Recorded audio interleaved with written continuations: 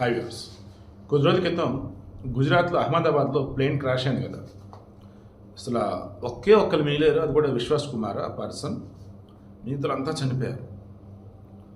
అతని విషయంలో చాలామందికి అనుమానాలు వచ్చాయి. క్రాస్ చెక్ చేశాం, పాపం అదృష్టంతో ప్రతి బయటపడ్డాడు. 11 years సీట్ దగ్గర ఉన్నాడని చెప్పేసి ట్రీట్మెంట్ నడిచింది బయటకు వచ్చాడు. అతనితో పాటు వాళ్ళ తమ్ముడు అంత్యక్రియలో అతనితో పాటు ట్రావెల్ చేసిన వాళ్ళ తమ్ముడు చనిపోతే అతను అంత్యక్రియలో పాల్గొన్నాడు. ఏమైనా 2 రోజులు కాంపన్సేషన్ కూడా ఇచ్చారు. ఇప్పుడు అతను ఎక్కడ ఉన్నాడు అసలు? మనలో చాలామంది మర్చిపోయారు కదా. నేను ఈరోజు వైజాగ్లో పెను ప్రమాదం తప్పింది ఫ్లైట్కి సంబంధించి. నాది డీటెయిల్స్ ఏంటనేది 2వ ఛానల్లో పెడతాను. ఈ మూటన క్రాస్ చెక్ చేస్తుంటే ఈ న్యూస్ కనపడింది. ఏంట్రా బాబా అంటే, ఈ మనిషి యూకే వెళ్ళలా. ఇతను యూకే సిటిజన్ అయ్యాడు, మన ఇండియా అతను, బట్ యూకేలో సెటిల్ అయిపోయాడు.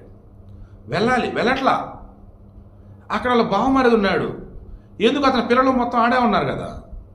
దాని వాళ్ళ బావమరిదిని అక్కడ యూకే మీడియా అడిగింది. అతను చెప్పాడండి, పాపం, నిజంగా పాపం. ఈ విశ్వాసు వణిగిపోతున్నాడంట ఫ్లైట్ ఎక్కాలంటే. వాడి షివరింగ్ వస్తుందంట.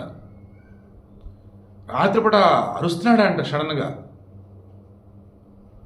నా వల్ల కాదు, నేను ఫ్లైట్ ఎక్కలే, నేను రాలేని అంటున్నాడంట. దానికి షిప్లో వెళ్ళాలి. పోనీ వెళ్తాడా? మాది కూడా ఏదైనా ప్రమాదం అని చెప్పేసి భయపడతాడా? ఇదేనండి, కొంతమంది చనిపోయి స్వర్గస్థులు అవుతారు, ఇంకొంతమంది ఆ ప్రమాదం నుంచి బయటపడ్డప్పుడు అదృష్టవంతులు అని చెప్పేసి అంటారు. కానీ ఆ అదృష్టవంతుడు క్షణక్షణం నరకం అనుభవిస్తుంటాడు, భయంతో బతికేస్తూ ఉంటాడు. మరి కౌన్సిలింగ్ అవసరం, ట్రీట్మెంట్ అవసరం, ఆ దేవుని దయ అవసరం. నిజంగా నాకు న్యూస్ క్రాస్ చెక్ చేయడం చాలా బాధేసింది. బ్రతికి బయటపడి ఏం లాభం అనిపించిందండి పాపం. అనుక్షణం భయపడుతూ, విమాన సౌండ్ అంటే భయపడుతూ, విమానం ఎక్కాలంటే భయపడుతూ, తన పిల్లల దగ్గరికి వెళ్దామన్నా వెళ్ళంటే విమానమే కదా, నా వల్ల కాదంటూ క్షణక్షణం నరకం అనుభవిస్తూ పాపం ఇండియాలోనే ఉన్నాడట. అతని గురించి చాలామంది చాలా రకాలుగా అనుకున్నారు.